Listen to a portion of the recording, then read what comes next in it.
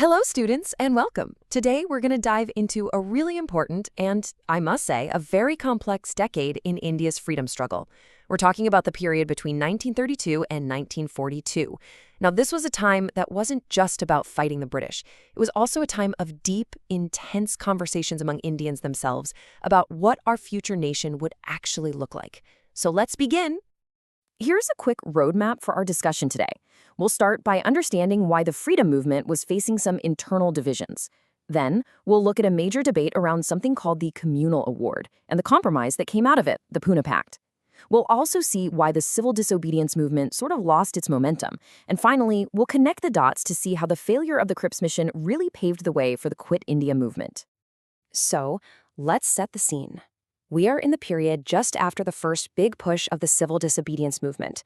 And the main problem for our national leaders at this time wasn't just the British Empire. A huge challenge was to create better unity within our own movement. Now, of course, everyone was united against the British. That shared feeling of oppression was a very powerful glue.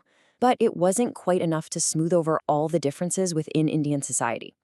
You see, different groups of people had very different problems with colonialism, which meant that their idea of freedom, their idea of Swaraj, wasn't always the same. This slide really helps us understand this. For the rich peasants, Swaraj meant relief from high taxes. But for the poor peasants, it was about getting their unpaid rent canceled. The business community wanted an India free from colonial restrictions on their trade. And then you had Dalit and Muslim leaders, who were, quite rightly, focused on ensuring their communities would have rights and a secure place in a free India. So you see the puzzle? The big task for the Congress was to somehow bring all these different hopes together. Now, the British were very, very aware of these differences, and in August 1932, they came up with something called the Communal Award. They presented it as their solution to make sure all minorities in India were represented. The most controversial part of this communal award was the idea of separate electorates for the Dalits, who were at that time called the depressed classes. Now, what does this mean? It's simple, really. It meant that in some areas, only Dalit voters could vote for Dalit candidates. This system was already there for a few other communities, but extending it to the Dalits was a new and very big step. And this idea led to a major disagreement between two of our greatest national leaders. Dr. B.R. Ambedkar, who was a powerful champion for the depressed classes, felt that separate electorates were absolutely necessary. He believed it was the only real way to give political power to a community that had suffered for centuries. Mahatma Gandhi, on the other hand, had a deep fear. He was worried that this would create a permanent division within Hindu society and make the fight against untouchability much, much harder. So to protest the communal award, Gandhiji, who was in Urwada Joil in Poona, took a drastic step. He began a fast unto death. As you can imagine, this news sent a shockwave across the entire country, and it put immense pressure on all our leaders to find a solution and find it fast. The entire nation was holding its breath. Gandhiji's life was on the line. The pressure on Dr. Ambedkar in particular was enormous. He was facing a terrible choice. Should he stand firm to protect the political rights his community had just won, or should he compromise to save the life of a leader revered by millions? This was a moment where Indian leaders had to find their own way out of a crisis. After many intense discussions, they reached an agreement, which we now know as the Poona Pact. Here's what they decided. Dr. Ambedkar agreed to give up the demand for separate electorates, but in return, the number of seats reserved for the depressed classes in the legislatures was nearly doubled, going from 71 to 147. And crucially, these representatives would be elected by everyone together in a general electorate. This was a landmark compromise, a moment where Indian leaders showed they could solve their deepest differences themselves. All right, so while these very important political talks were happening, you might be wondering what was happening with the movement on the streets. Well, after the talks in London had failed, Gandhiji had restarted the civil disobedience movement in 1932. But this time, the second phase, it just didn't have the same energy as the first one.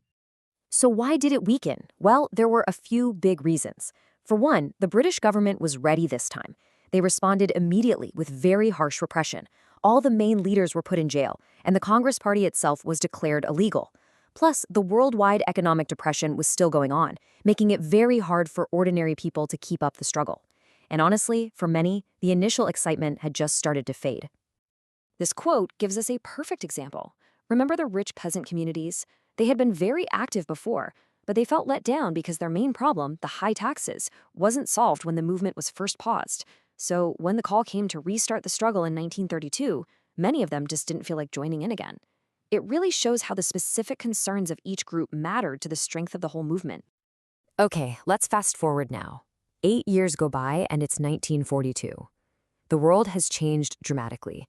The Second World War is raging, and Britain is in a very difficult position. They desperately needed India's help and cooperation in the war. This global crisis suddenly created a new and urgent situation for India's freedom struggle. This timeline really shows you how quickly things were moving. To get India's support, the British sent a senior minister, Sir Stafford Cripps, to India to negotiate. The Cripps mission offered India dominion status after the war was over. But, and this is a very big but, it did not offer complete independence. The Congress leaders rejected this offer. And this failure of talks was a real turning point. It pushed the freedom struggle towards its final, biggest phase. The failure of the Cripps mission really cemented a belief across India that the British were just not going to give independence on their own. This realization led Mahatma Gandhi to decide that the time had come for a massive, powerful movement that would demand one thing. The British must leave India immediately and completely. On the 8th of August 1942 in Bombay, Gandhiji gave his famous call to the nation, "Do or die." He said, "We shall either free India or die in the attempt." This was not just a slogan. It was a clear message to the people and to the British that the time for talks and negotiations was over. This was it. This was the final struggle. So as we look back at this decade, from 1932 to 1942, we see that there were really two struggles happening at the same time. One was the obvious fight against British rule, but the other one, which was just as important, was the discussion and negotiation among Indians themselves, trying to figure out what a free and fair India would look like for every single community. And this brings us to a final thought.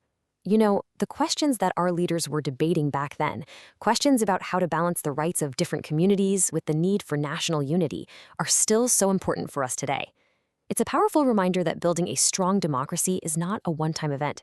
It's a continuous process of listening, negotiating, and making sure there is fairness for every single citizen.